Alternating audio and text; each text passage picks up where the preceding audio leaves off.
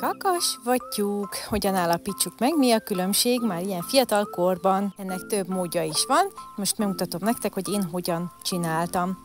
Amit láthatjátok, a pipiken már látszik a faroktoll, amelyiknek faroktolla van, az bizony már tyúk lesz, aminek pedig nincs, és inkább ilyen hosszú a lába, az a kakas, az előbb láthattátok, az a kakas, amelyik nem emeli fel magát, ez a pipi bizony felhúzta magát, amikor feje lefelé tartottam, és a szárnyánál látjátok, van egy V-bevágás.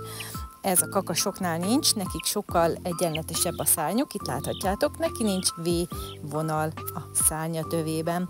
Még egy módszer, amivel meg tudjátok nézni, a nyakuknál fogva fellógatjátok, akkor egy picit látható, hogy a kakas nem fogja felhúzni a lábát, miközben a tyúk bizony megpróbálja magát feltolni, és felhúzza magát. Nyugalom, semmelyik pipinek nem lett semmi baja, mehettek visszakapirgálni. Ránézésre is meg lehet mondani, hiszen a kakaskák sokkal magasabbak, és a kis pipik, vagyis azok, amelyik tyúkok lesznek, ők egy kicsit alacsonyabbak, a mellük sokkal közelebb van a talajhoz. Én ezeket a módszereket egyébként a Pinterestről néztem, a tavalyi évben is ezt használtam, és bizony nagyon jól látható volt az arány. Itt, amiket mutatok, látjátok, ő sokkal magasabb. Ez alapján be tudod már azonosítani őket? Írd meg kommentben!